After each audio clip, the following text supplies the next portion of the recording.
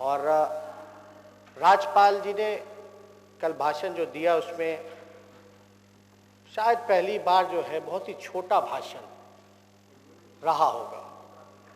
इतना छोटा भाषण था, उससे ज़्यादा तो धन्यवाद प्रस्ताव में इनके मंत्रियों ने बात कही। और ये साफ तौर पे दिखाता है कि राज्यपाल का जो भाषण होता है सरकार का काम करने का दिशा क्या होगा।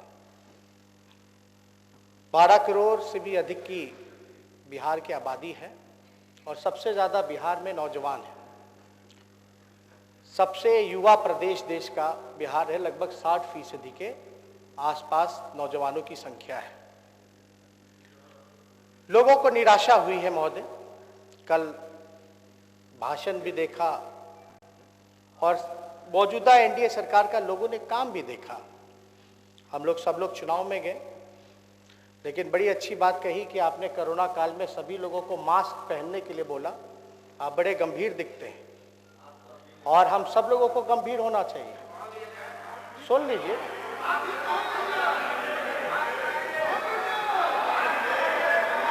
माननीय नेता प्रतिपक्ष, आपके पीछे ललित बाबू हैं, खतरा बढ़ने की संभावना न रहे वो पहन लें। सुन महोदय, फिजिकल डिस्टेंस है काफी। हम सब लोगों के सीट थोड़ी जानकारी भी होनी चाहिए कोरोना की। फिजिकल डिस्टेंस, सोशल डिस्टेंस की जिक्र नहीं कर रहे हैं। वाकई में जो होना चाहिए फिजिकल डिस्टेंस। इतने दूरी पे बैठे हैं इसीलिए बैठाया गया है। हालांकि चलिए कोई बात नहीं, लेकिन बहुत सदस्य नए हैं, सब लोगों को बधाई है। और कई ऐसे सदस्य हैं जिनको चुनाव परिणाम के समय वापस घर जाना था, फिर वापस भेजा गया सर्टिफिकेट लेने के लिए। उस पर भी हम लोग आएंगे, बात करेंगे। लेकिन महोदय, आप पिछले सत्र में थे, बिहार विधानसभा का एक दिन का सत्र हुआ था जो बजट सेशन था। हम लोगों ने चर्चा की थी कोरोना पर। आप गंभीर है, इसलिए हमको लगा कि इस बात को उठाना चाहिए। उसमें कई नए सदस्य जो है उनको नहीं पता होगा, हो सकता है टीवी पे या न्यूज चैनल में देखा होगा। हम लोगों ने मांग की थी कमेटी बनाने की। मुख्यमंत्री जी यहाँ हैं, पूछे कमेटी बन गई क्या? उस समय के स्पीकर विजय चौधरी जी हैं, कमेटी बन गई क्या? ये तो सरकार की गंभीरता दिखाती। गलती किसकी है, विजय चौधरी जी की या नीतीश कुमार जी की? क्यों नहीं बनी कमेटी?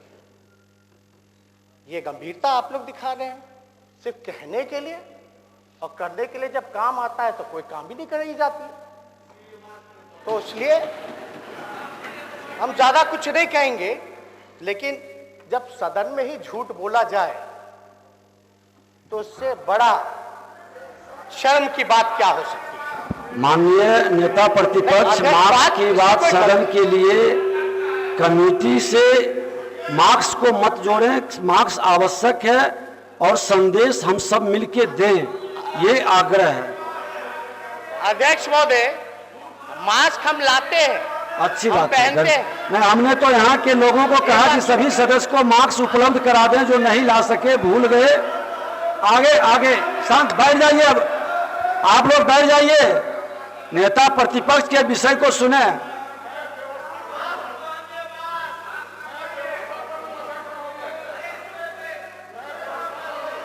क्या है व्यवस्था? अब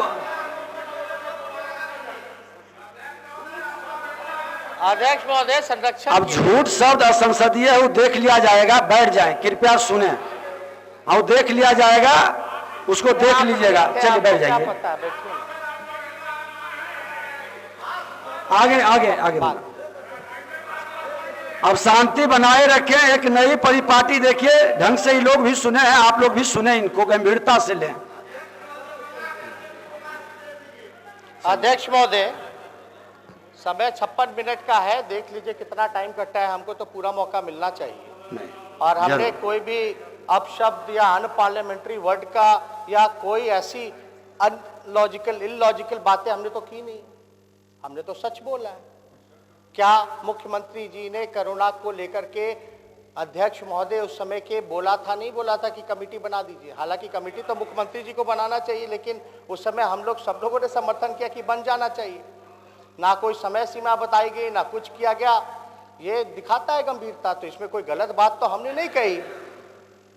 तो जो गंभीर नहीं है, तो 12 करोड़ इतनी बड़ी आबादी है, वही गंभीरता हम लोगों ने भी मजदूरों के समय देखा। अपने ही बिहार के लोगों को लौटाने से मना कर दिया गया, नहीं लौटने दिया गया। वही हम लोगों ने भी देखा उस दौरान, अभी भी देख रहे हैं। सुप्रीम कोर्ट के फटकार के बाद भी जो है रोजगार नहीं मिला। अभी आप हवाई अड्डे चले जाओ कोरोना काल में, या पैसेंजर का अपना, आप सरकार के पास पावर है, सारा नाम और डेटा निकालिए, सबसे बड़ी संख्या में बसें आ रही है, ट्रेनें में लाद लाद के ले जाया जा रहा है, बाहर जा रही है। हम ये कहना चाहते हैं कि हम लोग सबसे पहले बदलाव का जो जनादेश था, हमारे प्यारे बिहार को हम हाथ जोड़ करके धन्यवाद करते हैं कि ये जो जनादेश था, ये बदलाव का जनादेश था। और महोदय, हम लोगों ने किन मुद्दे पर चुनाव लड़ा? बेरोजगारी पर, रोजगार पर, कमाई, दवाई, पढ़ाई, सिंचाई, सुनवाई और कार्रवाई वाली सरकार होनी चाहिए। इन मुद्दों पर हम लोगों ने चुनाव लड़ा। हम लोगों ने चुनाव किन मुद्दों पर लड़ा महोदय? थाना में जो घूसखोरी होती है, कोई इनकार कर सकता है। ब्लॉक लेवल पर जो घूसखोरी हो सकती है, 60 घोटाले सरकार के, जो 30,000 करोड़, वो जनता के सामने रखा। हमने पहले कलम से 10 लाख लोगों को रोजगार, सरकारी नौकरी देने का वादा किया। फूड प्रोसेसिंग यूनिट हो, कारखाने हो, फैक्ट्रीज हो, शुगर मिल हो, पेपर मिल हो, जूट मिल हो, जो इनके सरकार में बंद हो गए हैं, उसको खुलवाने की बात की। लेकिन पूरे चुनाव में हम लोग मुद्दे पे रहे, और हमारा चाहे देश के प्रधानमंत्री क्या क्या नामकरण एक 31 साल के नौजवान का नहीं किया। मुख्यमंत्री जी के आपा खोते हुए बौखलाहट जो सत्ता जाने का किसने ही नहीं देखा। मुख्यमंत्री जी ने क्या कहा महोदय? चुनाव के दौरान, बड़े हैं, हम सम्मान करते हैं, हमारे माता पिता ने संस्कार दिया है कि बड़ों की सम्मान करनी चाहिए। और महोदय, अब शांति बनाए रखें, सुने, गंभीरता से सुने, मौका मिलेगा सबको अरे अपनी बात रखने के लिए सुने। हम तो आदरणीय नीतीश जी को चाचा के नाम से बोलते थे, चाचा से संबोधन करते थे, लेकिन अब तो सदन में कोई चाचा भतीजा तो होता नहीं है। अब तो सीएम है और हम लीडर ऑपोजिशन है। मुख्यमंत्री जी ने क्या कहा महोदय? चुनाव के दौरान, बड़े हैं, हम सम्मान करते हैं, हमारे माता पिता ने संस्कार दिया है कि बड़ों की सम्मान करनी चाहिए। और महोदय, अब शांति बनाए रखें, सुने, गंभीरता से सुने, मौका मिलेगा सबको अरे अपनी बात रखने के लिए सुने। हम तो आदरणीय नीतीश जी को चाचा के नाम से बोलते थे, चाचा से संबोधन करते थे, लेकिन अब तो सदन में कोई चाचा भतीजा तो होता नहीं है। अब तो सीएम है और हम लीडर ऑपोजिशन है। अब तो प्रोटोकॉल हमको फॉलो करना पड़ता है, लेकिन हमारे चोर दरवाजे से ये सरकार का इतिहास रहा। और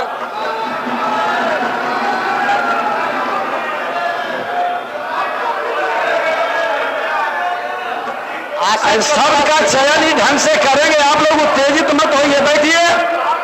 नहीं, ठीक है, जो असंसदीय शब्द रहेगा उसको हटा देंगे। आप लोग बैठिए, आगे बढ़िए।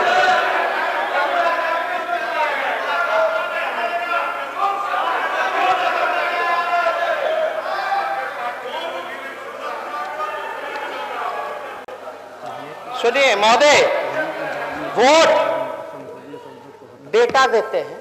आप लोगों किन्हीं को आपत्ति होगा, कोई असंसदीय शब्द रहेगा, हम लोग बाद में देख लेंगे। हम एक आग्रह पुनः माननीय सदस्यों से करेंगे कि नेता प्रतिपक्ष और सदन के नेता के समय हमारी गंभीरता बनी रहे, क्योंकि ये लोकतंत्र का सबसे बड़ा मंदिर अपने राज्य का है। संदेश जाता है, जनता देख रही है, हमारी हर विषय पर लोगों की, लाखों लोगों की निगाह है, इसलिए आग्रह है कि शांति से सुने।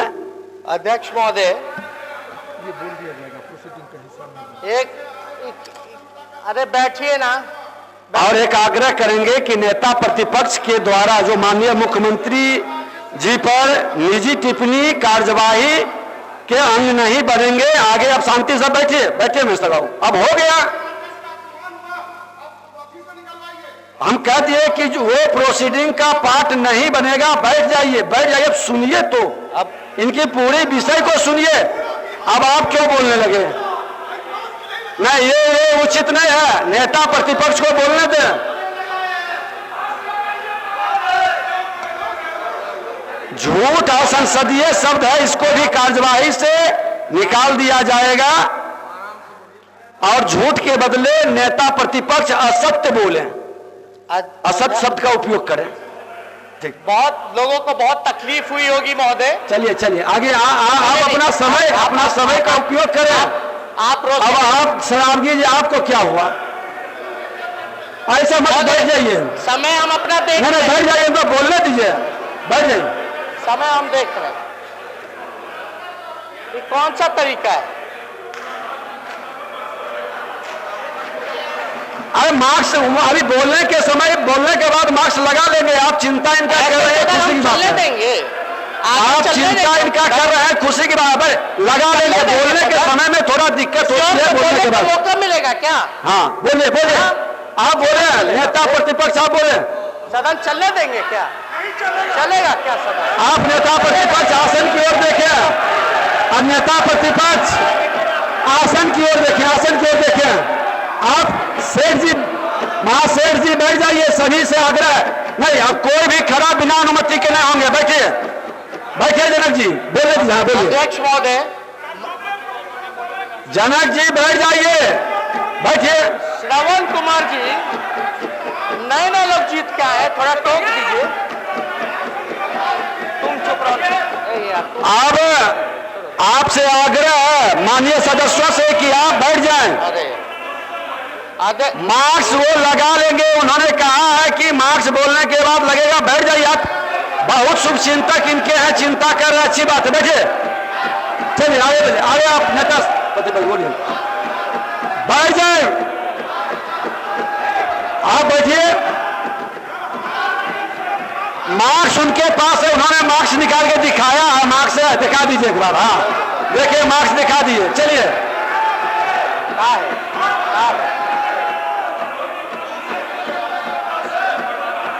अच्छा नेता प्रतिपक्ष मार्क्स को लगा लीजिए। लोग की चाहत है कि मार्क्स में आपको देख लें, लगा लें, सदन की भावना का कद्र कर लें। आप नेता प्रतिपक्ष हैं, आप बैठ जाइए, बैठ जाइए आप।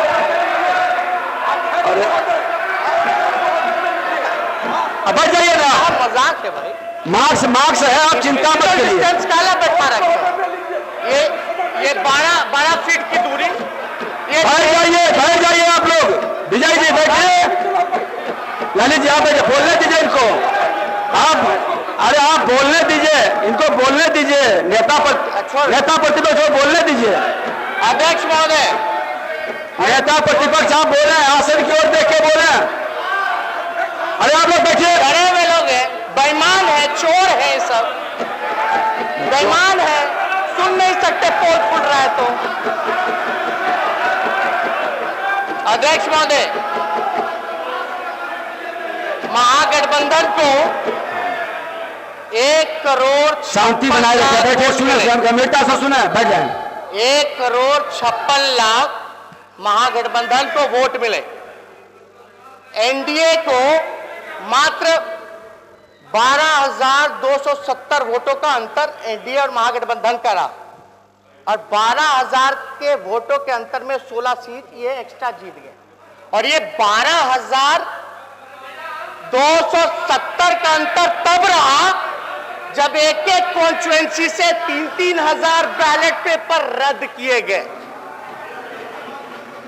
तो आप अंदाजा लगा सकते हैं कि एक एक कॉन्स्टिट्यूएंसी में मिनिमम 500 तो कई जगह 3,000 4,000 संख्या में बैलेट पेपर रद्द किए गए। अध्यक्ष महोदय, आपसे आग्रह है सदन से, बैठ जाइए, बैठ जाइए। अरे चुनाव आयोग एक स्वतंत्र बॉडी है, आप लोग निर्णय नहीं करेंगे, बैठ जाइए आप लोग। उसकी निष्पक्षता पर अंगुली उठाने का अधिकार नहीं है। बैठिए आप जनक जी, बैठिए, आप बैठिए, आप बैठिए, बोलने दीजिए नेता प्रतिपक्ष को। तुम मत करो ना, आप बैठ जाइए, बोलिए नेता प्रतिपक्ष, बोलिए। छोड़ो ना। आप नेता प्रतिपक्ष बोलिए। अरे अरे नेता प्रतिपक्ष को बोलने दीजिए। आप इनका समय क्यों बर्बाद कर रहे हैं? आप लोग शांति बनाए रखें। आप सुने, धैर्य से सुने, नेता प्रतिपक्ष बोल रहे हैं, सुने। सभी से आग्रह है, आप पहली बार सुना, एक बार पहले नेता प्रतिपक्ष बोलिए। अध्यक्ष महोदय, ये डेटा जो है इलेक्शन कमीशन का ही डेटा है। हम आपको बस आंकड़े सामने हमने रखा, और बिना अनुमति के जो बोलेंगे उनका प्रोसीडिंग का पार्ट नहीं बनेगा। बैठ जाइए प्रमोद जी, अब बोलिए नेता प्रतिपक्ष। अध्यक्ष महोदय, चेहरे की बात की जा रही थी। जब चोर दरवाजे से पिछले बार बीजेपी को सत्ता मिला है, तो हम लोगों को बोला गया मुख्यमंत्री जी कि 80 सीटें दिलवा दिया गया। मुख्यमंत्री जी ने बोला कि हम भी जो चुनाव जीते वो मुख्यमंत्री जी के बदौलत चुनाव जीते। हम मुख्यमंत्री जी को बताना चाहिए कि हम अपने चेहरे में लगभग दुगुना वोट से भी ज्यादा से जीत करके आए, और लगभग उतनी सीटें हमने महागठबंधन और अपने पार्टी को जिताने का काम किया। और आपका चेहरा का कमाल की तीसरा नंबर पर चले गए। विश्व की सबसे बड़ी पार्टी के साथ मिलकर के चुनाव लड़े, और आपकी संख्या जो है तीसरे नंबर की रह गई। तो ये चेहरे का कमाल। जहां तक वोटों की बात की जाए महोदय, तो लगभग 23 पॉइंट कुछ % आरजेडी को वोट आया, लगभग 19 पॉइंट कुछ बीजेपी को आया, और उसके नीचे जदयू को आया। यानी सिंगल लार्जेस्ट अगर पार्टी अगर बिहार की जनता ने बनाया है तो वो राष्ट्रीय जनता दल को बनाया है। और महोदय, सिंगल लार्जेस्ट पार्टी कोई पहली बार नहीं। अरे यार,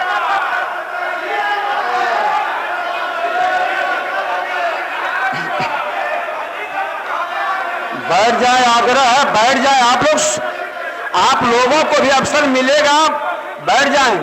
चलिए आगे। महोदय, सिंगल लार्जेस्ट पार्टी कोई पहली बार नहीं, 30 सालों से आरजेडी जो है सिंगल लार्जेस्ट पार्टी है। अगर 2005 और 2010 को छोड़ दिया जाए तो बाकी 90 का दौर हो या 2020, मतलब 2020 नहीं, 2020 नहीं, 2020 तक आरजेडी ही सिंगल लार्जेस्ट पार्टी रही। क्यों? क्योंकि हम लोग जमीन से जुड़ करके जनता के साथ संघर्ष करने वाले लोग हैं। हम मुद्दों की बात करते हैं, आप लोग मुर्दों की बात करते हो। ये फर्क है। हम लोग जनहित के मामले को, जनता के जो लड़ाई है, संघर्ष है, उसको उठाने का काम करते हैं। यही कारण है महोदय, हम लोगों ने आज तक अपने नीति, विचारधारा और सिद्धांत से समझौता नहीं किया। इसलिए बिहार की जनता हम लोगों के साथ हमेशा खड़ी रही, और चाहे 90 हो, 95 हो, 2000 हो, या आपका 2015 हो, 2020 हो, सिंगल लार्जेस्ट पार्टी अगर कोई रही है तो राष्ट्रीय जनता दल ही रही है। इसको स्वीकार करना चाहिए। महोदय, शुचिता की बात की जा रही है, राजनीति में शुचिता की बात की जा रही है। प्रॉबिटी की बात मुख्यमंत्री आदरणीय नीतीश कुमार जी करते हैं, जो कि उनको शोभा नहीं देता। आप सब लोगों को पता, अगर शुचिता की बात आएगी तो सवाल होगा। 1991 में इन पे मर्डर का मुकदमा चला, 2008-9 में कैसे उस फैसले को टाला गया, ये सब लोग जानते हैं। और 2020-19 में कैसे उस केस को खत्म किया गया, रफा दफा किया गया बिना किसी इंक्वायरी के, जांच के, ये सब लोग जानते हैं। आपने कभी सुना कि किसी प्रदेश का मुख्यमंत्री 25,000 जुर्माना दे रहा है? जुर्माना क्यों दिया गया? चोरी की गई। जेएनयू के एक छात्र का कंटेंट चोरी किया गया, उसमें नीतीश कुमार जी को सजा हुई कोर्ट से, और 25,000 मुख्यमंत्री जी ने जुर्माना दिया। यह सच्चाई ऑन फैक्ट्स है। शुचिता की बात की जा रही है, तो अभी मेवालाल चौधरी जी थे, पीछे है मंत्री, या तो मुख्यमंत्री को जानकारी नहीं था उनके केस के बारे में, उनके मुकदमे के बारे में, उनके घोटाले के बारे में। और चलो एक भ्रष्टाचारी को हटाया तो दूसरे भ्रष्टाचारी को बना दिया गया। अशोक चौधरी जी गायब हैं लेकिन हमेशा इनके साथ बैठे रहते हैं। अशोक चौधरी जी का अगर मुख्यमंत्री जी उनकी वाइफ का अगर चार्जशीट अगर नहीं पढ़े हैं तो हमारे पास है ये चार्जशीट में, उसमें लिखा है कि उनके हस्बैंड भी इन्वॉल्व है। ये हम पढ़ के बगैर सिरा जाए, बोर्ड मीटिंग में अटेंड करते थे अशोक चौधरी। अगर चार्जशीट अगर चाहिए तो हम कॉपी जो है हम सदन में भी रखेंगे आगे और मुख्यमंत्री जी को भी भिजवा देंगे ताकि आगे का भी एक्शन लिया जाए। अगर मेवालाल जी को हटाया गया तो अशोक चौधरी जी को क्यों दिया गया? जहां तक बात है सृजन घोटाला, 3300 करोड़ का घोटाला, आप आएंगे बताएंगे, सुन लो महोदय। सुचिता की बात की जा रही, सृजन घोटाला 3300 करोड़ का, 15 साल इनके कार्यकाल में लगभग 60 घोटाले हुए जिसको सरकार ने सदन में भी माना है, जो कि अमाउंट होता है 30,000 करोड़ का, 30,000 करोड़ का। अब महोदय सृजन घोटाला की जहां तक बात की जाए, अरे बैठो ना यार, सृजन घोटाला की जहां तक बात की जाए महोदय, तो ये अमित और प्रिया कौन है? अमित और प्रिया कौन है? उनकी गिरफ्तारी क्यों नहीं हुई? और मुख्यमंत्री जी ये रहा सृजन घोटाला को तो आपको जानकारी ही नहीं थी, जैसा आपने कहा 2016 या 17 12 बजे 2 मिनट का समय बचा है। सुनिए अध्यक्ष महोदय, ये हमारे पास 2008-9 का सीएजी का रिपोर्ट है, इसमें सृजन घोटाला का जिक्र है। अब मुख्यमंत्री जी कहते हैं उनको पता नहीं। क्यों नहीं पता? जयश्री ठाकुर कौन थी? आपराधिक मामले जो आए, जो स्पेशल बना हुआ है उसके लिए इन्वेस्टिगेशन जो हुआ, क्या क्या पकड़े गए, नहीं पकड़े गए, इसमें तो साफ तौर पे सीएजी की रिपोर्ट में लिखा है सृजन के बारे में। ये हम चाहेंगे हाउस के प्रोसीडिंग में भी जमा करना। महोदय एक व्यक्ति था संजीत कुमार, उसने मुख्यमंत्री सीएम बिहार /bhi@nic.in को मेल किया था 14 जुलाई 2013 12:36 में। ये बैंकिंग एक्टिविटी को लेकर के सृजन घोटाला का ये ऑन रिकॉर्ड उसका ईमेल का कॉपी है। क्या कार्रवाई हुई? यही नहीं, आरबीआई की चिट्ठी है महोदय, आरबीआई की चिट्ठी है, ये 2012 की है महोदय, जिसमें यह बताया गया है मुख्यमंत्री जी को कोट करके कि इल्लीगल बैंक चल रहा है, इस पे कार्रवाई क्यों नहीं हो रही है। ये है आरबीआई की चिट्ठी। और ये सुशील मोदी जी की बहन का स्टेटमेंट है करोड़ों रुपए घपट का। सुनिए, 1 मिनट का समय बचा है। सुशील मोदी जी उस समय वित्त मंत्री थे, चारा घोटाला की बात करते तो मुख्यमंत्री थे, उन्होंने उजागर किया, तब जाके सीबीआई इन्वेस्टिगेशन हुई। बात सुनिए, इस सृजन का कौन जाएगा जेल? इसमें सबूत है मेरे पास, ये अकाउंट में करोड़ों रुपए गए सुशील मोदी जी की बहन के। नेता प्रतिपक्ष समय 12:30 से ओवर हो रहा है। अध्यक्ष महोदय, फिर 2 बजे से शुरू होगा। करोड़ों में ट्रांजैक्शन है माननीय सदस्यगण। महोदय ये इंडियन बैंक का है, ब्रांच का है सारा, ये भागलपुर ब्रांच का इंडियन बैंक का महोदय, नेता प्रतिपक्ष देवी रोड भागलपुर, ये ब्रांच कोड 638, ये स्टेटमेंट है। अब नहीं महोदय, एक मिनट बात खत्म हो जाने दीजिए। कंक्लूड कीजिए, कंक्लूड। क्या सुशील मोदी जी पे 120B का कॉन्स्पिरेसी का, चोरी का, सरकारी खजाने से 3300 करोड़ रुपए निकाले गए, क्या पूछताछ भी हुई है? 120B तो दूर की बात, क्या मुख्यमंत्री से पूछताछ हुई है? ये ईमेल है, माननीय सदस्यगण, ये सीएजी है। 12 बजे तक सदन की अवधि निर्धारित है और आज शुक्रवार का दिन है। अध्यक्ष महोदय ठीक है, हम समझ रहे हैं, आप हमको फिर बाद में कंटिन्यू करवाइएगा क्योंकि हमारा समय बचा हुआ है, लेकिन ये हम चाहेंगे कि ये बैंक का स्टेटमेंट प्रोसीडिंग में जमा हो, ये सीएजी का, आरबीआई का, और जो मेल का जो संजीत कुमार ने मुख्यमंत्री को इन्फॉर्म करके बोला था। माननीय नेता विरोधी दल का भाषण भोजनावकाश के उपरांत 2 बजे पुनः जारी रहेगा। अब सभा की कार्यवाही 2 बजे दिन तक के लिए स्थगित की जाती है। नतीजे के बाद दूसरी नंबर की पार्टी दिल्ली में जश्न मना रही थी, जहां कोई बिहार का लोग नहीं था। आश्चर्य की बात है और तीसरे नंबर के पार्टी के कप्तान ट्वीट कर रहे थे, महोदय अगर हम कोट करें तो हमको अंदाजा है उन्होंने धन्यवाद प्रधानमंत्री मोदी जी को कहा कि आपके बदौलत हजूर साहब हम सत्ता में आए हैं और आपके रहमो करम पर मेरी 40 सीटें आई हैं महोदय। और आप सब लोगों ने देखा होगा ये वो हैं जिन्होंने थाली खींचने का काम किया था और वो पार्टी है, एक व्यक्ति विशेष ने डीएनए का सवाल उठाया था। डीएनए का सवाल किसी भी व्यक्ति पर अगर उठाया जाए तो इससे अमर्यादित बयान कुछ नहीं हो सकता है। बाल और नाखून की जांच कराई जा रही थी, अब पता नहीं 7 RCR रोड में पहुंचा कि नहीं पहुंचा, तो हम तो इस पे ज्यादा टिप्पा टिप्पणी नहीं करेंगे। बिहार ने यह भी देखा कि मुख्यमंत्री ने बयान दिया था, मिट्टी में मिल जाऊंगा लेकिन दोबारा भाजपा में नहीं जाऊंगा। ये सब लोगों ने देखा था महोदय, और ये सदन में ही कहा हुआ बयान था महोदय।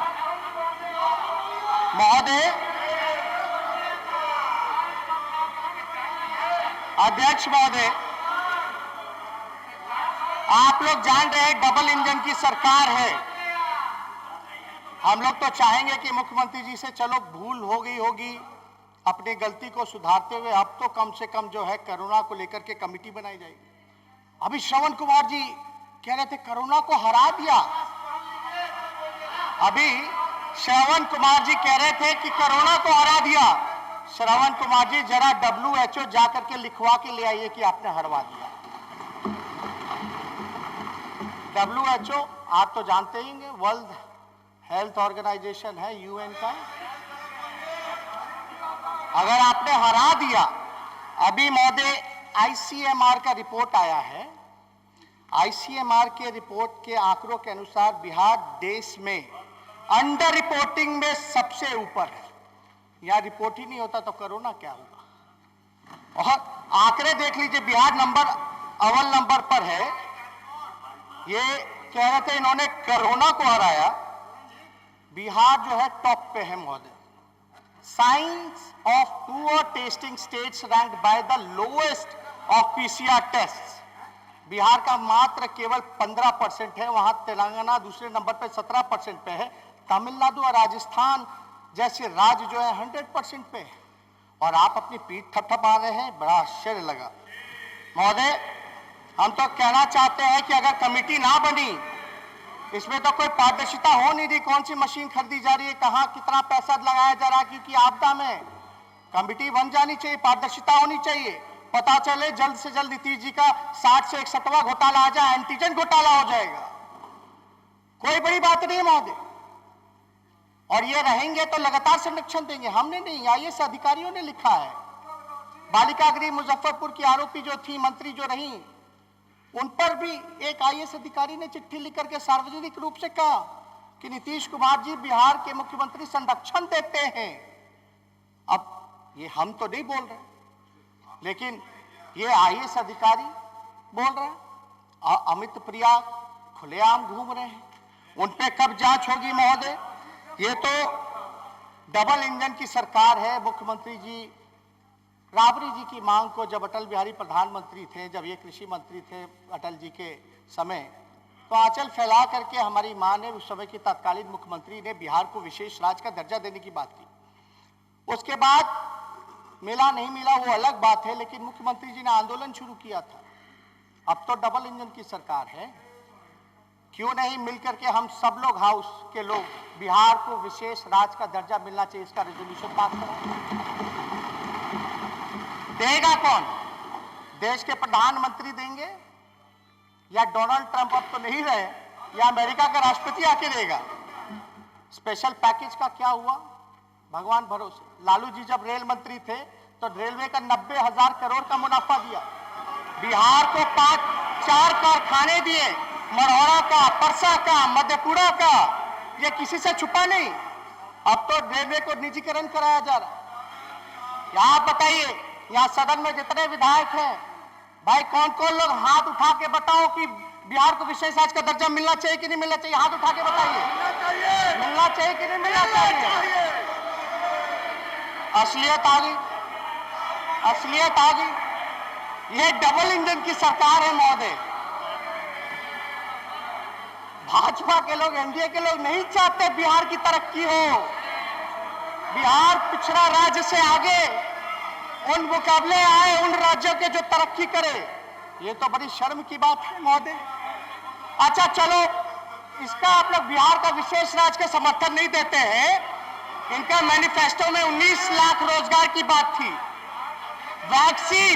वैक्सीन फ्री में देने की बात थी। अब तो हम तो चाहेंगे वैक्सीन तो दूर की बात है, मुख्यमंत्री जी फ्री में खाली टेस्टिंग है, किट ले आए ना, विशेष पैकेज कोरोना को ले आए ना। अब तो डबल इंजन की सरकार है। क्या उप मुख्यमंत्री जी लिख करके दीजिएगा, आप तो दो उप मुख्यमंत्री हो गए। तारकेश्वर जी, आप लोगों को तो लिखना चाहिए, कोई भेदभाव तो अब नहीं होना चाहिए। और राशन की जहां तक बात थी, केवल छठ तक राशन की बात थी। जब तक चुनाव, आपके बंगाल में राशन फ्री मिलेगा, बिहार को लोगों को अब राशन आगे नहीं मिलेगा क्या फ्री? ये तो जनहित के मुद्दे महोदय। डबल इंजन की सरकार, ना स्पेशल पैकेज, ना कोरोना के लिए स्पेशल ध्यान, बल्कि वसूला गया पैसा, वसूला गया स्पेशल स्टेटस।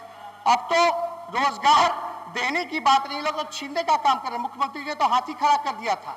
और संभव है अब 19 लाख रोजगार कैसे सृजन करेंगे?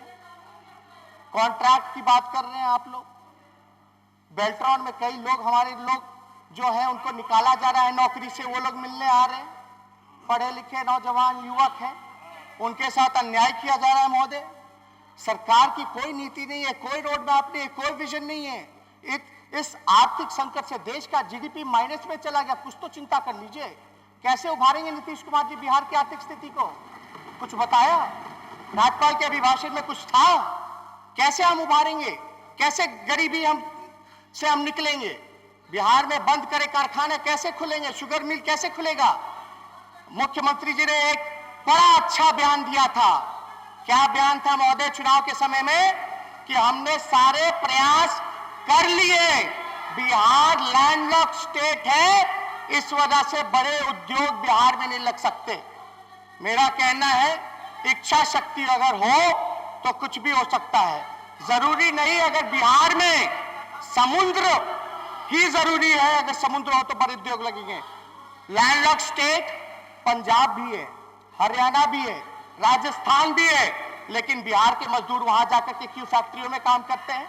वो भी तो जमीन से घिरा हुआ, सीमा उसका बंधा हुआ है महोदय। और लैंडलॉक स्टेट होते हुए भी लालू जी ने जब रेलवे का कारखाना दे दिया तो आप हवाला दे रहे कि समुद्र है। इसीलिए तो हम कह रहे कि मुख्यमंत्री जी थक चुके हैं, कोई विजन नहीं है। और बिहार की जनता ने इसको स्वीकार किया महोदय। इसलिए महोदय, ये सरकार के पास क्या काम होगा नहीं होगा, कोई भी जवाब देंगे। अब तो मुख्यमंत्री जी है, हम लोग तो चाहेंगे कि मुद्दे की बात होनी चाहिए, मुद्दे पे बात होनी चाहिए। अब यहां बिहार के जनता के भलाई के बारे में हम लोग सब लोग चिंतित थे। सब लोग चुन करके आए कि बिहार की तरक्की कैसे हो, हम लोग आगे कैसे बढ़े। लेकिन बिहार की ऐसी धरती है, विधायक तो पाला बदलते थे, लेकिन कुर्सी के लालच में मुख्यमंत्री पलट जाता है। ये बिहार पहला ऐसा राज्य है, ये बिहार पहला ऐसा राज्य है महोदय। तो हमको तो बाढ़ आया महोदय 18 जिला में, 85 लाख आबादी जो है वो प्रभावित रही। बिहार के मुख्यमंत्री 144 दिन से सीएम हाउस से नहीं निकले और चुनाव में वोट मांगने के लिए हेलीकॉप्टर से घूम रहे थे। हम लोग खुद गए थे चंपारण के इलाके में, हम लोग गए थे छपरा प्रमंडल गए थे, गोपालगंज का बैकुंठपुर पूरा जो है बाढ़ से गंडक नदी से उफान पे था। किसी को कोई चिंता नहीं महोदय, कोई काम नहीं किया गया। सेंट्रल की टीम, मुख्यमंत्री जी बताएं, बाढ़ जो प्रभावित हुई, कोई सेंट्रल का टीम भी आकर के आकलन करके गया क्या कि बाढ़ में कितनी तबाही हुई, कितने लोगों की, और इन्होंने मांग की कि नहीं की, ये भी देखने लायक है। तो आप मुख्यमंत्री किस बात के? आप मुख्यमंत्री किस बात के? अभी श्रवण कुमार जी बोले थे कि माले के लोग गलती से जीत कर करे हार गए। हम तो कहते हैं ये सरकारी फर्जी है, ये सरकार फर्जी है, ये सरकार पूरी तरीके से फर्जी। अरे भैया, चोर दरवाजे से आए तो कुछ काम तो कर लीजिए। कोई काम नहीं महोदय। अध्यक्ष महोदय, शांति बनाए रखें और संसदीय शब्द को प्रोसीडिंग का पार्ट न बनाएंगे। इसमें चोर दरवाजा बोला गया है, इसमें अनपार्लियामेंट्री क्या है? अरे एक मिनट बोल रहा, हाँ बोल, हाँ शर्मन आओ बोल रहे हैं। अध्यक्ष महोदय, एक मिनट अध्यक्ष महोदय, अध्यक्ष महोदय, हाँ संसदीय कार्य मंत्री एक मिनट नेता प्रतिपक्ष, आप शांति से बैठिए, सुन लीजिए। माननीय सदस्य सुरेंद्र जी बैठ जाइए, आपस में टोका टोकी मत करिए। अध्यक्ष महोदय, मैं नियमापत्ति पर खड़ा हूं। आप सब, हम सभी साक्षी रहे हैं कि बिहार में चुनाव हुए हैं, विधिवत निर्वाचित सरकार है, जो संवैधानिक व्यवस्था है उसके तहत महामहिम ने इस सरकार का गठन किया है। फिर यहाँ जैसे लोकतंत्र के पवित्र मंदिर में बार बार चोर दरवाजे से सरकार, ये तो बिल्कुल असंसदीय है, ये बिल्कुल असंसदीय है, ये इस तरह की बात नहीं होनी चाहिए। उसको नियमानुकूल देख करके प्रोसीडिंग से बाहर किया जाएगा। चलिए आगे।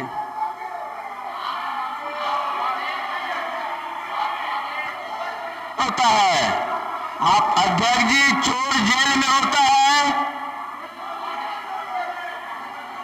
अब शांत रहिए अध्यक्ष जी। माननीय नेता विरोधी दल, माननीय नेता विरोधी दल,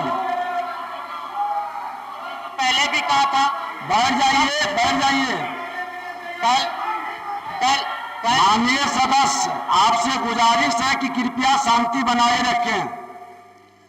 देखिए महोदय, हमने तो कल भी बोला था, सच को कितना भी दबाया जाए, परेशान किया जाए, लेकिन सच देर सवेर सामने आता ही है। तो कोई आपके प्रोसीडिंग से हटाने ना हटाने से कोई फर्क नहीं पड़ता।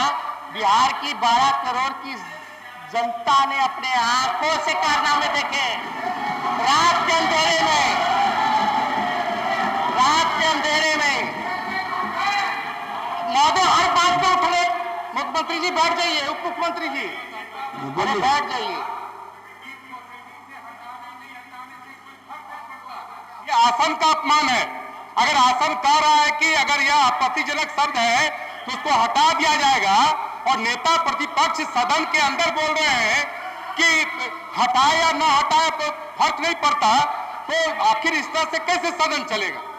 और पहली बात, दूसरी बात, जिस तरह से नेता प्रतिपक्ष ने एक विशेष सवाल पर हाथ उठवाने का काम किया अपने सदस्यों से, क्या उनको यह अधिकार है कि सदन के अंदर सदस्यों से हाथ उठवाएंगे? ये सदन की अवमानना हो रही है। माननीय सदस्य, किसी भी सदस्य को अधिकार नहीं है कि अपने सारे सदस्यों को हाथ उठावे और गिरावे। ये सदन की परंपरा नहीं रही है, ये गलत है, नियमानुकूल नहीं रहेगा, वो प्रोसीडिंग के पास और आपको निर्णय लेना पड़ेगा। नियमानुकूल नहीं है या क्या कि इसको टाला नहीं जा सकता है। नेता प्रतिपक्ष कह रहे हैं कि आगे ध्यान से निकले और नहीं निकले फर्क नहीं पड़ता है, तो इनको आसन से कोई फर्क नहीं पड़ रहा है। अगर इस तरह से आसन का अपमान करते रहेंगे तो ये सदन चलाने से क्या फायदा है? मैं आगे ध्यान रखें इस विषय को। देखिए माननीय सदस्यगण, सदन सार्थक विमर्श के लिए है और सार्थक विमर्श से लोकतंत्र मजबूत होता है। कृपया धैर्य बनाए रखें और सभी को अपनी अपनी जिम्मेवारी का ध्यान रखें, क्योंकि आपके आगे नए लोग भी आपसे जो सीखेंगे उसका असर सदन पर पड़ेगा।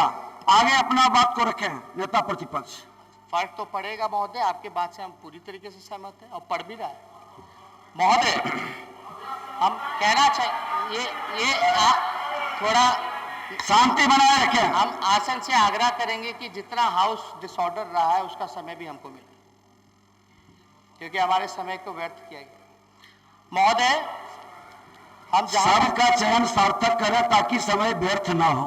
हम तो बात ही कर रहे हैं चलिए महोदय, हम लोगों ने बात की, भले ही जो कारण से कुर्सी पे बैठ गए हो, लेकिन जनता के दिल में जगह महागठबंधन के लिए ही है।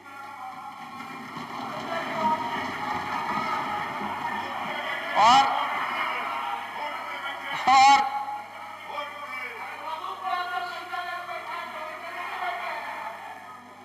महोदय आपका हमारे ऊपर कैसी कैसी भद्दी भद्दी टिप्पणियां कर रहे हैं और आप देख रहे हैं महोदय, भद्दी भद्दी टिप्पणियां पीछे से की जा रही है। एक तरफा तो नहीं होना चाहिए। तो हम तो कोई नहीं महोदय, हम लोग तो आदी हो गए, हमको जितना बोलना है बोल लीजिए, कोई फर्क हमको नहीं पड़ने वाला। हम बिहार की जनता के लिए आवाज उठाते रहेंगे। और एक बात और कहना चाहते हैं महोदय, रिक्त पर एक खाली पद हैं लगभग 4.5 लाख शिक्षा विभाग में, स्वास्थ्य विभाग में। और मुख्यमंत्री जी ने शायद नीति आयोग का रिपोर्ट पढ़ा होगा। नीति आयोग के चेयरमैन जो होते हैं, अध्यक्ष जो होते हैं, वो प्रधानमंत्री होते हैं। उस आयोग का रिपोर्ट जरा पढ़ के आइए आप सब लोग। बिहार सबसे फिसड्डी राज्य,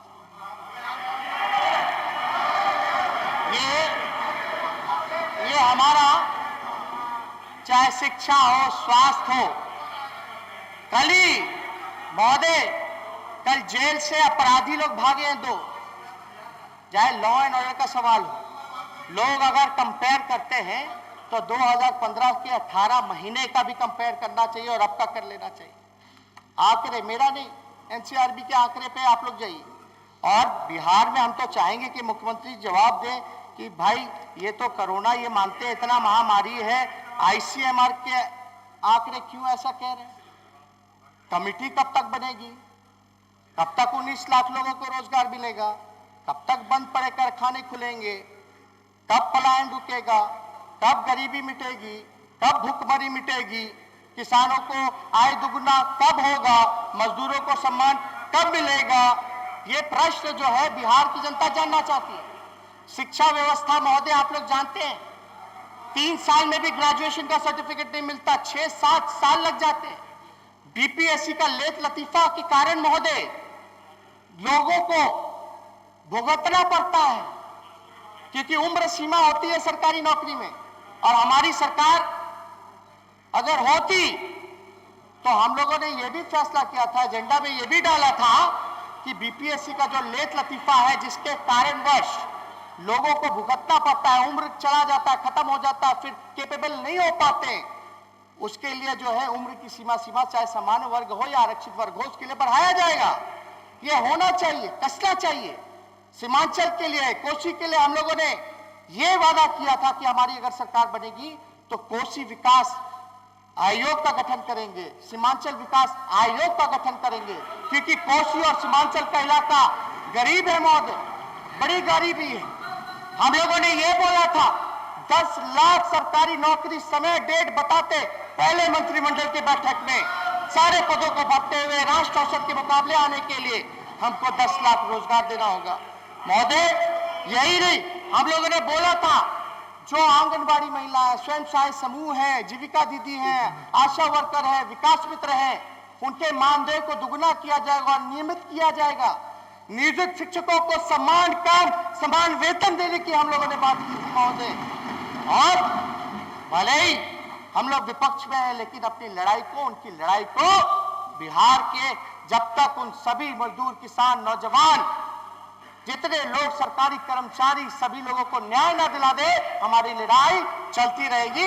और हम तो चाहेंगे कि सरकार को, आपका समय अब समाप्त महोदय हम तो आपसे की हाउस डिसऑर्डर में रहा महोदय, हाउस 10 मिनट मिल जाए, डिसऑर्डर काफी रहा महोदय, 56 मिनट बोलना था। अभी है वैसे 5 मिनट अभी है, वैसे 15 मिनट 10 मिनट डिसऑर्डर होने का हाउस का महोदय 5 मिनट बचा हुआ चलिए 2 मिनट है। तो महोदय हमें पता है हमारी बातों का, सच्ची बातों का गुस्सा हमारे राष्ट्रीय अध्यक्ष पे ही निकलेगा, और वो कैसे निकलेगा, कौन कौन तरीके से निकलेगा, ये हम लोग भली भांति जानते हैं। उस पर हमको ज्यादा टिप्पा टिप्पणी नहीं करना है। लेकिन महोदय बात है, सवाल है कि एक कमिटी तुरंत कोरोना को देखते हुए जो है समय तय किया जाए, कौन कौन कमिटी में होंगे, इसका समय सीमा होना चाहिए। महोदय आप देखिएगा कि बिहार के मुख्यमंत्री लगातार बार बार विकास विकास विकास करते हैं, लेकिन काम केवल विनाश का ही करते हैं। हर जगह भाषण में हमने देखा है महोदय। अभी भी महोदय बिहार जो है पलायन में लगभग 50%, मतलब हर बिहार का दूसरा परिवार या दूसरा घर जो है वो पलायन करता है। बेरोजगारी दर 46.6% है महोदय। अभी तो टाइम महोदय है ही 15 मिनट नहीं, समय आपका हो चुका है। मेरा पहले आप 30 मिनट बोल चुके हैं और 26 मिनट अभी आपका समय हो चुका है। महोदय हमने अशोक चौधरी जी के जो चार्जशीट है जो सीबीआई ने किया, हम चाहेंगे कि प्रोसीडिंग का भी हिस्सा बनाया जाए। इसमें है जो हमने बात कही है, ये रखवा लो। कोई भी आगे अब समय समाप्त हुआ है नहीं, अभी अभी महोदय चलिए। अब आप आसन को गाइड करेंगे महोदय। नहीं, आसन को गाइड आप न करें कृपया करके, वरिष्ठ सदस्य हैं आप। नहीं समय, अच्छा ठीक है, छोड़िए महोदय।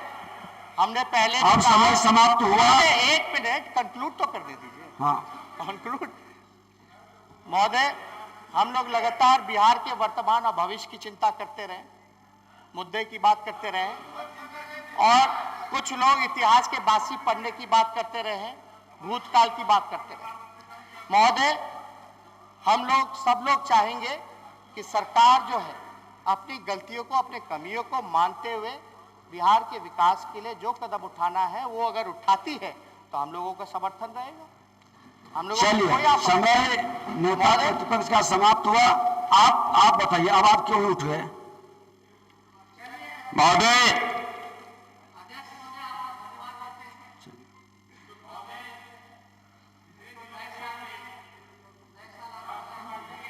इसलिए आपको एडवांस में नए साल की भी शुभकामनाएं। जरूर मिलेंगे, आशान्वित रहिए, इतना निराश नहीं होइए, मिलेंगे।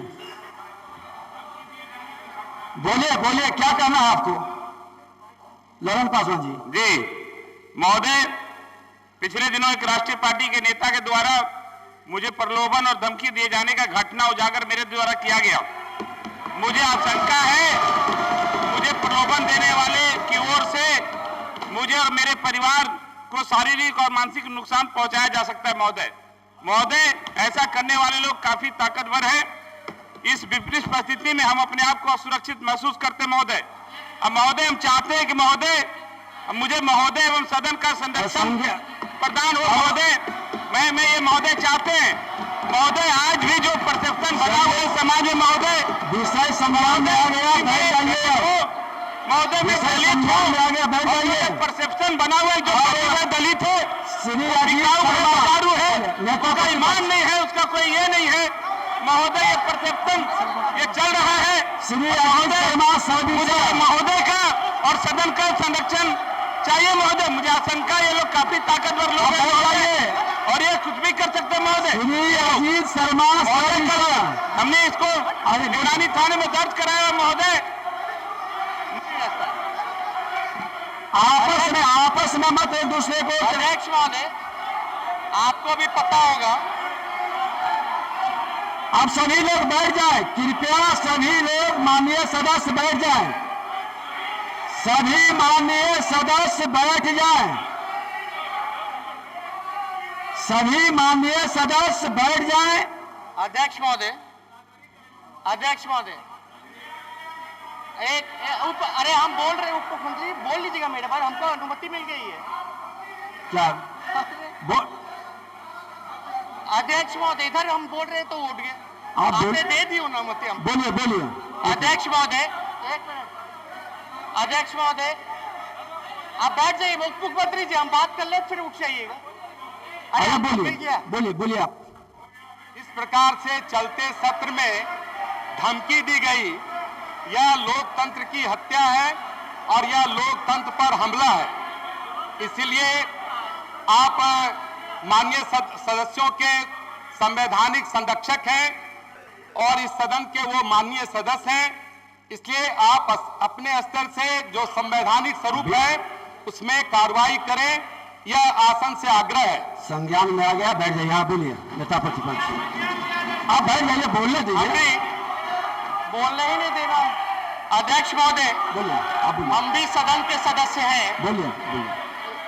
आप हाउस को जब आप सभी शांति से सुने, एक एक करके सब। अब आ गया संज्ञान में, आप बैठ जाइए नेता प्रतिपक्ष। ऐसे होता है। समय बर्बाद हो गया। महोदय, आप उधर ध्यान दिए हुए चलिए, तो हम आपकी तरफ देख रहे आपको हैं, देख के बोलेंगे। आप ही को देख रहे हैं। उधर चलिए देख रहे थे अभी। चलिए। अध्यक्ष महोदय, हम भी सदन के सदस्य हैं। चुनाव के दौरान एक हत्या हुई थी पूर्णिया में। सत्ता दल के लोग, एक ने दिल्ली से प्रेस कॉन्फ्रेंस किया गया, पटना से प्रेस कॉन्फ्रेंस किया, हम पे हत्या का मुकदमा कराया गया। अब ये विषय पे भाषण नहीं। क्यों नहीं?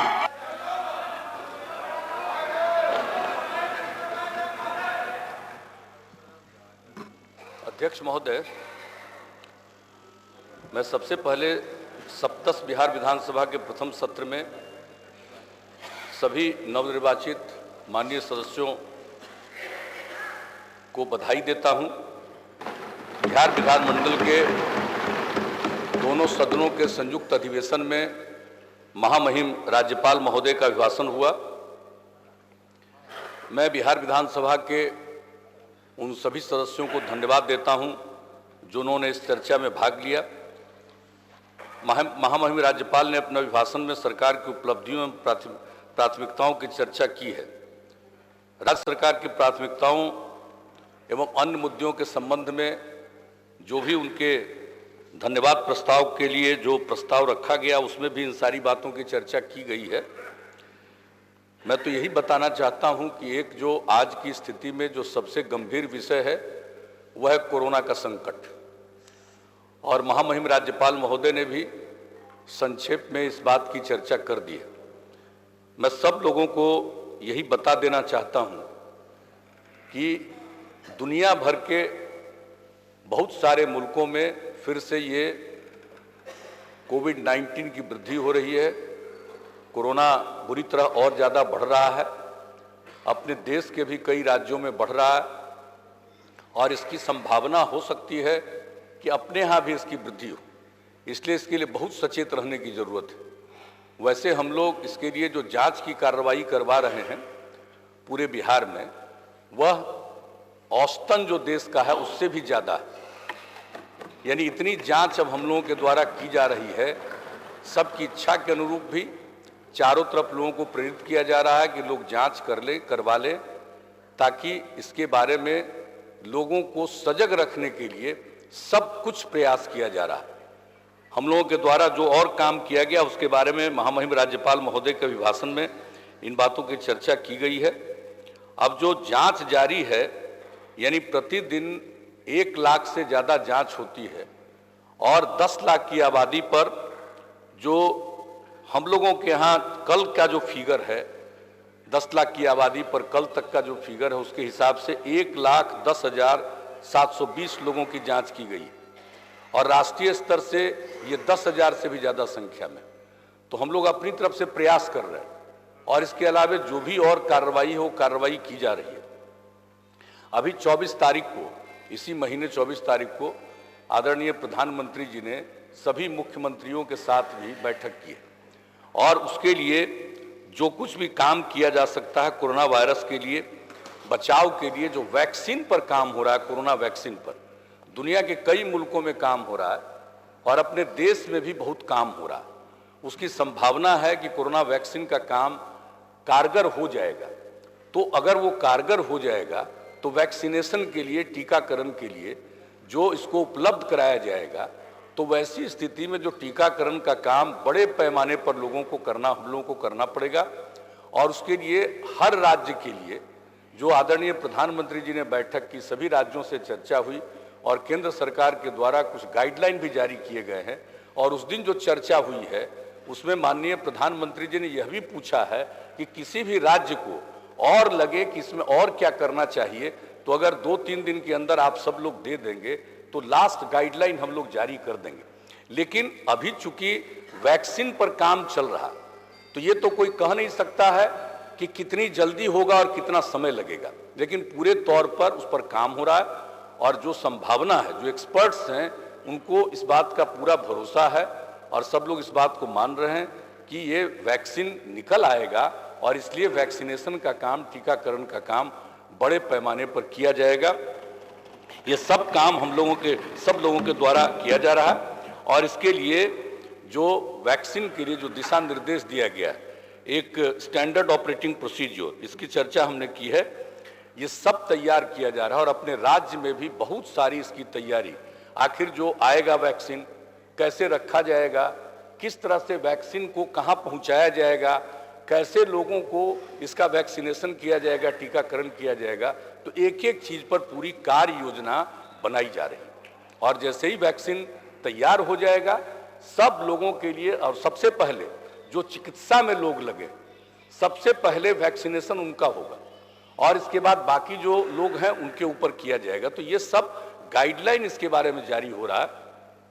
और जो सबसे बड़ी बात है कि भाई ये दुनिया भर में बढ़ रहा है अब, और ये पता नहीं है कि ये कब है, गर्मी में, जाड़े में, कब, हर मौसम में ये बढ़ता रहा है। इसलिए एक विचित्र स्थिति है और दुनिया भर में बढ़ रहा है। इसलिए सचेत रहना, अभी हम लोगों के यहाँ स्थिति बेहतर है, कई मामलों में बेहतर है, लेकिन उससे संतुष्ट होने की जरूरत नहीं है, सजग रहने की जरूरत है। और इसके लिए जो बातें कही जा रही है, साहब, जो आप लोगों ने भी कहा यहाँ कि साहब आप सब लोगों को इस काम को करना चाहिए, सब जगह सचेत रहना चाहिए, लोगों को एक दूरी बना करके रखना चाहिए, मास्क का प्रयोग तो करना ही चाहिए, दूरी बना करके रखना चाहिए, ये सारी बातें जो कही जा रही है, हाथ को साफ करना चाहिए। और इसके अलावे 65 साल से अधिक उम्र के लोग हैं, चाहे गर्भवती महिलाएं हैं या जिनको किसी अन्य प्रकार की बीमारी है, या 10 साल के कम उम्र के बच्चे और बच्चियां हैं, उनको घरों के बाहर अकारण नहीं भेजना चाहिए, ध्यान रखना चाहिए। इलाज के लिए जाना है, कोई खास काम के लिए जाना है तो जाने देना चाहिए। लेकिन कभी कभी ऐसा होता है कि लोगों के मन में ये बात आ जाती है, हम लोग जो इस चुनाव के दौर में घूम रहे थे तो हम लोगों ने देखा कि मास्क का प्रयोग कम है, लाख लोगों को प्रेरित करने के बाद भी, तो लोगों को ये लगने लगता है कि अब स्थिति दूसरी हो रही है। लेकिन कोई नहीं जानता, बढ़ सकता है, कोई भी स्थिति उत्पन्न हो सकती है। इसलिए सब लोगों को इस बात के लिए सचेत रखना है। और मैं समझता हूं कि जो कुछ भी काम किया जा रहा है उस सब काम को आगे हम लोगों को बढ़ाना है। और जितनी बातें कही गई कोरोना के अलावे अन्य सभी विषयों पर, सभी कई माननीय सदस्यों ने भी चर्चा की है, लेकिन ये बात कभी कभी समझ में नहीं आती है कि जो काम यहाँ पर हुआ है, जो बिहार के लोगों ने हम लोगों को काम करने का मौका दिया, जो प्रारंभ से हम लोग काम कर रहे हैं, लोगों की सेवा कर रहे हैं, समाज के हर इलाके के विकास के लिए, हर तबके के उत्थान के लिए काम किया। कौन नहीं जानता कि किस इलाके में कौन सा काम नहीं हुआ, कहां किस प्रकार से सड़कें बनाई गई है, पुलों का निर्माण हुआ है, उसके अलावा स्कूलों की जो व्यवस्था की गई, कितने बड़े पैमाने पर शिक्षकों को बहाल किया गया, क्या नहीं किया गया। लोग स्कूल के बाहर रह जाते थे, बच्चियां कम पढ़ती थी, जो साइकिल की योजना, पोशाक की योजना, ये कौन सी बात, उन बातों को बार बार कहने से क्या फायदा है। लेकिन जितना काम किया गया है, और उसके चलते जो 12.5% बच्चे प्राथमिक विद्यालयों के भी बाहर रह जाते थे, कौन थे, चाहे वो महादलित परिवार के थे या अल्पसंख्यक परिवार के थे, तो उसके लिए जो कुछ भी काम किया गया, टोला सेवक, तालीमी मरकज, स्वयं सेवक बना करके कौन सा काम नहीं किया गया, हर एक क्षेत्र में काम किया गया। इलाज के लिए क्या प्रबंध था, कोई प्रबंध था क्या?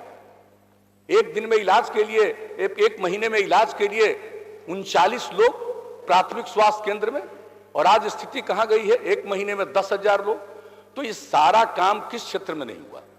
हर एक क्षेत्र में पूरे तौर पर विकास के लिए काम हुआ, हर तबके के उत्थान के लिए काम हुआ।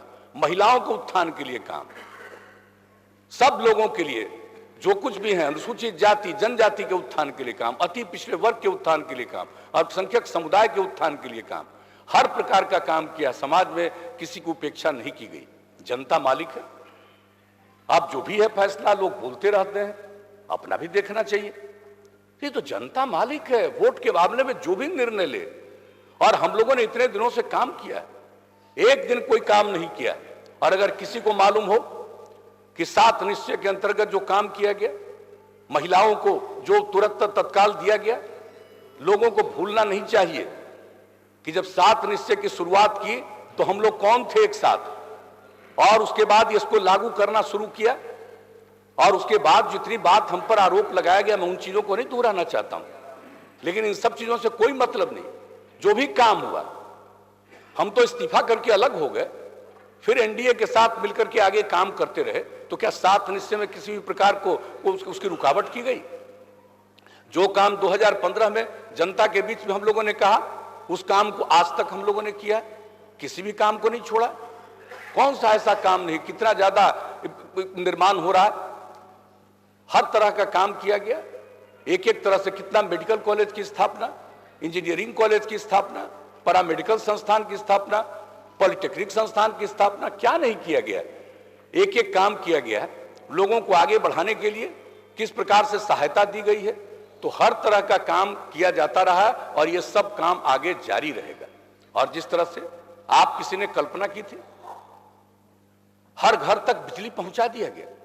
जो लक्ष्य हम लोगों ने रखा था 2018 के दिसंबर का, 2 महीना पहले वो काम पूरा हुआ। कितने बड़े पैमाने पर लोग बिजली का प्रयोग कर रहे हैं और किस तरह से बिजली के क्षेत्र में लोग क्या क्या काम किया जा रहा है। मैं एक बात आप लोगों को बता देना चाहता हूं कि जरा जान लीजिए, ऊर्जा के क्षेत्र में आप समझ लीजिए, अब कहां जब हम लोगों को काम करने का मौका मिला तो उस समय तो बिहार में बिजली की खपत 700 मेगावाट की थी, अब लगभग 6000 मेगावाट की है। और कितना लोगों को इसमें सहायता दी जा रही है, किस तरह से कितना खरीद करने में पैसा आता है और लोगों को सप्लाई करते हैं। तो आप ये जान लीजिए कि आप अच्छी तरह जान लीजिए कि 2021 में बिजली कंपनी को अनुदान के रूप में 5494 करोड़ रुपया और बाकी AT&C लॉस, वो जो हो जाता है उनका AT&C लॉस, उसकी भरपाई के लिए सरकार 1266 करोड़ रुपए अर्थात कुल 6760 करोड़ रुपए की राशि दी गई है इस बार। इसके पहले पिछले साल का 19-20 का देख लीजिए, 5193 करोड़ रुपए का भुगतान ये लोगों को जो बिजली की आपूर्ति की जाती है उसमें किया गया। तो किस प्रकार से एक एक क्षेत्र में काम हो रहा है, हर तरह का बिजली का। अब किस तरह से सिंचाई के लिए बिजली का प्रबंध, पूरे जर्जर तार को बदल दिया गया। कौन सी बात है कि काम नहीं हुआ, ये बात अलग है। और जिस तरह से हर घर नल का जल 89% काम पूरा हो गया है, पंचायतों के द्वारा 89% काम पूरा हो गया।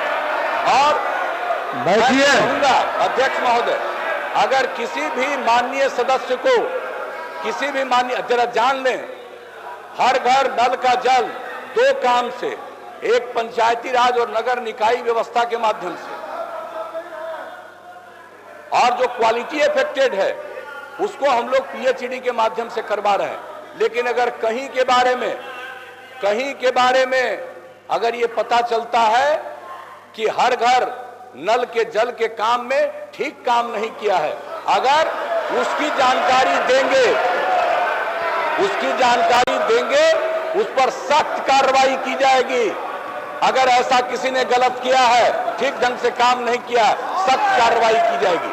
और इसके अलावे हम लोग इसके आगे, माननीय मुख्यमंत्री जी, सदस्यगण, आज के लिए शेष सूचीबद्ध कार्यों के निष्पादन तथा सदन की अवधि विस्तारित की जाती है।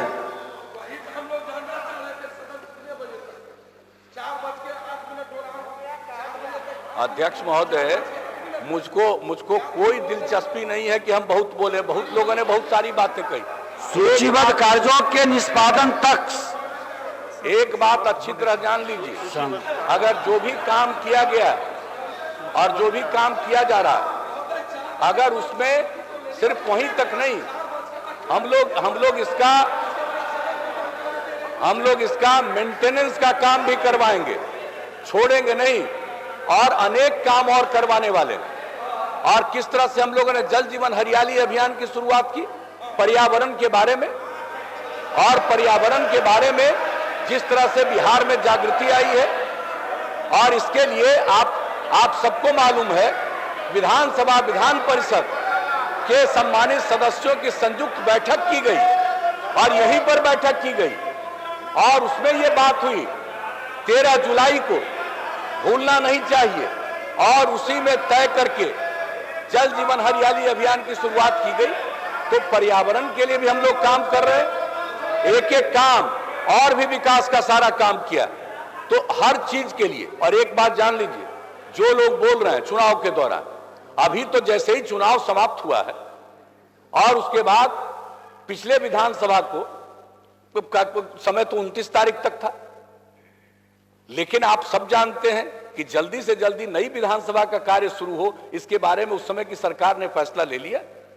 विधानसभा को भंग करने की सिफारिश कर दी, महामहिम राज्यपाल ने कर दिया, और उसके पहले शपथ ग्रहण हो गया।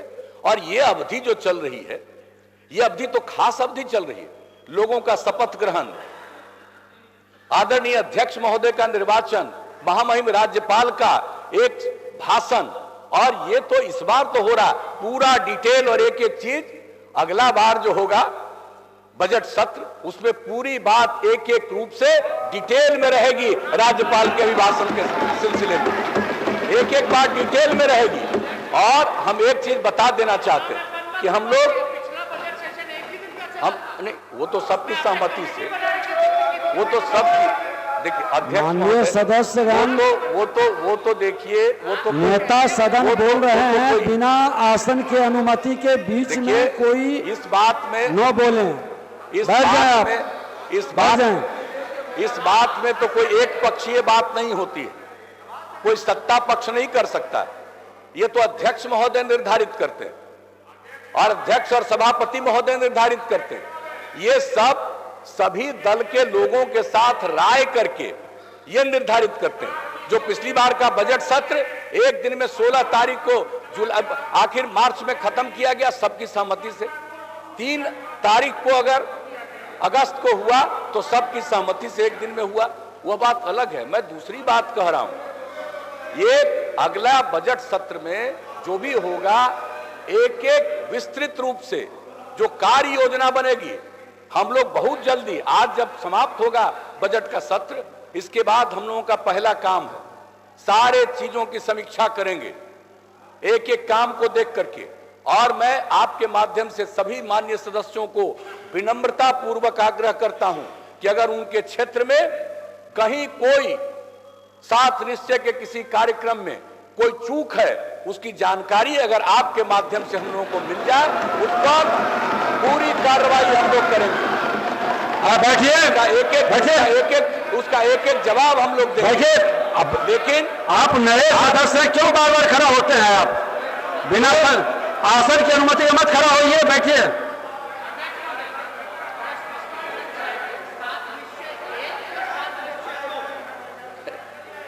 सात निश्चय सुन लिया है। 7 निश्चय की मैं बात कर रहा हूं, जो 2015 में चुनाव के पहले हम लोगों ने ऐलान किया, और लगातार 5 वर्ष तक उस पर हम लोगों ने काम किया, और जो जरूरी काम है वो आगे चलता रहेगा। हमने कह दिया मेंटेनेंस का भी काम करेंगे, उसी के बारे में कहा है। और जो आपने 7 निश्चय 2 की बात कही है, मैं बता देना चाहता हूं कि हम सब लोग बैठेंगे, और सब लोगों ने अपनी तरफ से बहुत सारी चीजों की घोषणा की है और ऐलान किया। हम लोग बैठ करके एक एक चीज का आकलन करके, अध्ययन करके, और आगे की कार्य योजना तैयार करेंगे, और जो भी संभव होगा तत्काल उस पर काम प्रारंभ करेंगे। और अगर अगले बजट सत्र के बाद प्रारंभ करना होगा, अगले बजट सत्र के बाद प्रारंभ करेंगे। लेकिन हम लोग काम करना नहीं छोड़ेंगे। हम लोगों का जान लीजिए, हम लोग सेवा ही करते हैं, और लोगों का कुछ भी हो, मैं तो हर बार यही कहता हूं कि हम लोगों के लिए पूरा बिहार एक परिवार है और सबकी सेवा हम लोगों का करना हमारा धर्म है, वो करते रहेंगे। भाई हम एक बार आग्रह करेंगे विनम्रता पूर्वक, भाई जो कुछ भी हो, कोई सत्ता पक्ष में है कोई विपक्ष में है, इच्छाएं हैं, मुझको उस पर कुछ नहीं कहना है भाई, लेकिन एक बात कहेंगे आग्रह पूर्वक, आगे बढ़ना है तो कुछ मर्यादा का ध्यान रखना चाहिए। मैं इतना ही कहूंगा, कभी अमर्यादित ढंग से कोई काम करने की जरूरत नहीं, कोई काम करने की जरूरत नहीं। आप यहां पर माले का लोग कुछ बोलता है, उनसे हमारा संबंध नहीं है, क्या हमसे बातचीत नहीं होती है? और इन लोगों को मालूम नहीं है कि जब जॉर्ज फर्नांडिस ने समता पार्टी बनाई और सबसे पहले माले के साथ संबंध था, तो ये हम वो बात नहीं कर रहे, अरे हम दूसरी बात कर रहे हैं, हम ये कह रहे हैं, हम हमारी बीच में सुन लीजिए, नेता प्रतिपक्ष बीच में आपको सदन नेता टोका टोकी नहीं करते थे, आप भी मेरी बात सुन लीजिए और तब वक्तव्य दीजिए। हम कह रहे हैं कि आज सवाल भाजपा गंभीरता से सुने, गंभीरता से सुने, सवाल बैठ जाइए, बैठ जाइए, बैठ जाइए। अब फिर ना भी बतियाइएगा आप।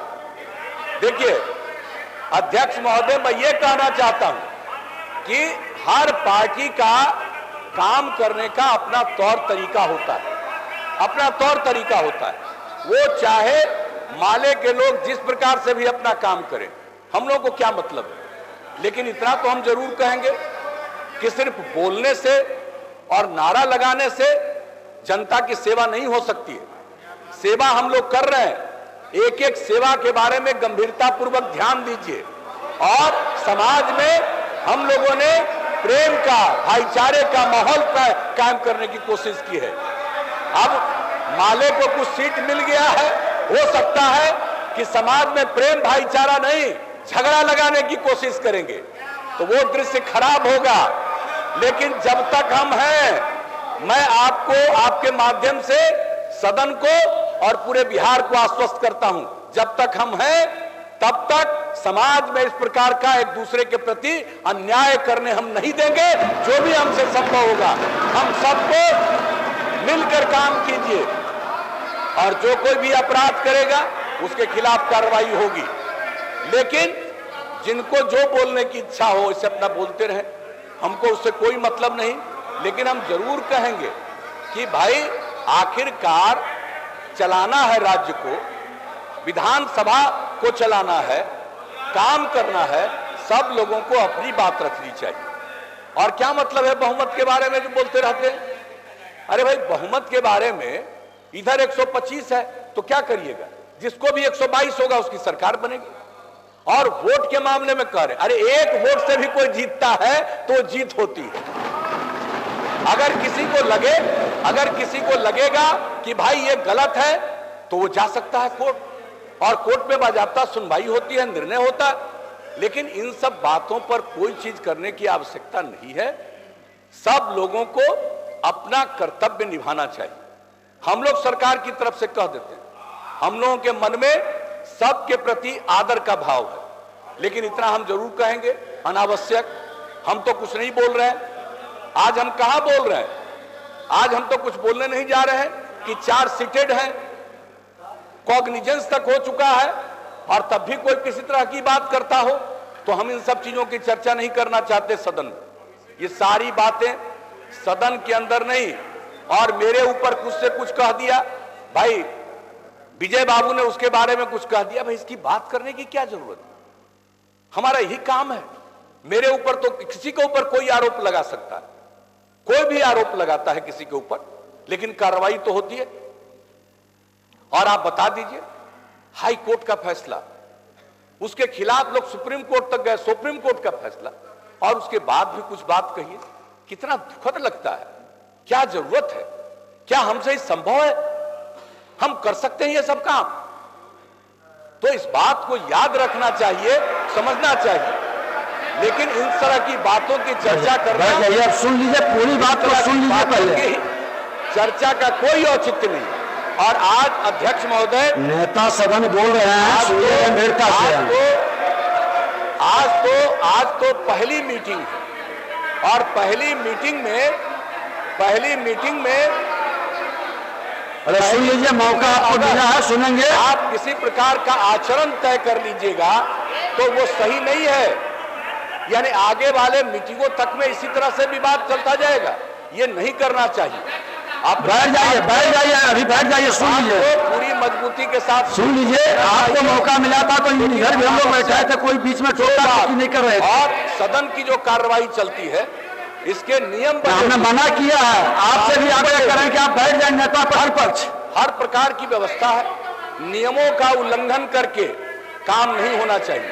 यह अध्यक्ष महोदय की जवाबदेही है कि विधानसभा को उसके संचालन के लिए जो नियम है उन नियमों का अनुपालन होना चाहिए और उसी के अधीन सत्र की विधानसभा की कार्रवाई चलनी चाहिए। हम तो यही आग्रह करेंगे और मैं पुनः इस बात को कह रहा हूं, बहुत जल्दी हम लोग नई कार्य योजना तय करेंगे, उस पर निर्णय लेंगे, उस पर काम करना शुरू करेंगे और उसका ऐलान भी करेंगे। और जान लीजिए आप बिहार को और आगे बढ़ाएंगे और केंद्र सरकार का सहयोग बड़े पैमाने पर मिल रहा है और केंद्र का सहयोग और राज्य का प्रयास मिलकर के बिहार को हम नई ऊंचाइयों तक पहुंचाने में कामयाब होंगे। लेकिन कोई विपक्ष में है तो उसका तो है ही अधिकार, वो कुछ बोलता रहे, मुझे उस पर कोई एतराज नहीं है, लेकिन ऐसी बातें नहीं बोलनी चाहिए जो नियमों के विरुद्ध है, मर्यादाओं का उल्लंघन करता है। माननीय सदस्य ललित यादव जी, अंगुली आसन को मत दिखाइए, ये दूसरा बार आपको फिर अंगुली दिखा रहा है। मैं चेतावनी दे रहा हूं आसन से कि आप अंगुली मत दिखाइए आसन को, ये गलत है। आप वरिष्ठ सदस्य हैं, आप नियमावली के अनुसार ही काम करें। अंगुली दिखाने का आसन को अधिकार नहीं है। और सुन लें माननीय सदस्य कि जोर जबरदस्ती से सदन नहीं चलते हैं और नया आसन उससे प्रभावित होता है। आप बार बार अंगुली दिखा के आसन को इस तरह से प्रभावित करने का प्रयास न करें। बैठ जाएं आप। एक बात की चर्चा, जैसे धान की अधिप्राप्ति आसन की सहमति से ही बोलने का अधिकार मिलेगा। नेता प्रतिपक्ष बोल रहे थे, पूरा अधिकार मिला है। सदन के नेता बोल रहे हैं, सुने आपसे। अगर वो नहीं सुनना चाहे, उनकी इच्छा, मैं तो आपके माध्यम से बोल रहा हूं। धान की अधिप्राप्ति का काम प्रारंभ करने का निर्देश दिया जा चुका है और पहली बार धान की अधिप्राप्ति हम लोगों ने शुरू की थी। इसके पहले कभी धान की अधिप्राप्ति नहीं करती थी, हम लोगों ने शुरू किया है टैक्स के माध्यम से और इस बार के लिए भी धान की अधिप्राप्ति होगी और हम लोगों को पूरा भरोसा है कि 30 लाख टन से भी ज्यादा धान की अधिप्राप्ति होने की संभावना हम लोगों को प्रतीत होती है। उसके लिए जो कुछ भी आर्थिक रूप से शुरुआती सहयोग देना है वो सहयोग दिया जा रहा है। तो हर प्रकार से धान की अधिप्राप्ति के लिए भी काम, और लोग भूल जाते हैं पहले कभी धान की अधिप्राप्ति होती थी जब हम लोगों की सरकार बनी। और आपसे आग्रह है माननीय सदस्य की अपने आसन को ग्रहण करें। अध्यक्ष महोदय, नेता सदन बोल रहे हैं, सुने, सबको मौका मिलेगा, सबको अवसर मिलेगा। ये फिर गलत कर रहे हैं, ये कोरोना के खिलाफ कर रहे हैं। इस प्रकार से आकर के इतना नजदीक अगल बगल में खड़ा होंगे, ये कोरोना के खिलाफ है। मर्यादा का पालन करें। तो मैं तो अध्यक्ष महोदय,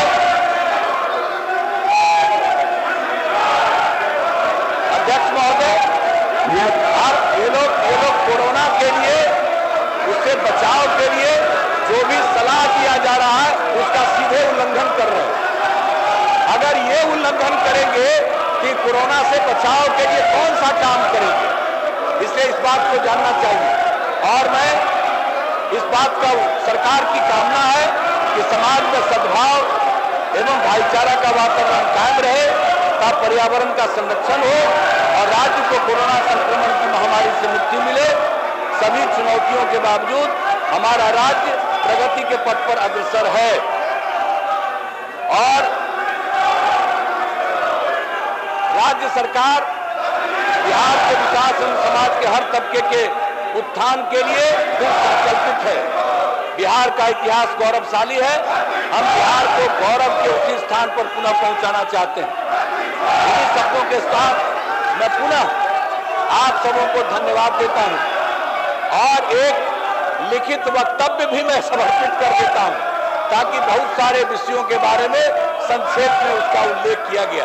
तो मैं इन्हीं शब्दों के साथ सबों को धन्यवाद देता हूं और यही आग्रह करेंगे कि हम सब लोग सर्वसम्मति से महामहिम राज्यपाल को उनके अभिभाषण के लिए धन्यवाद प्रकट करें। धन्यवाद।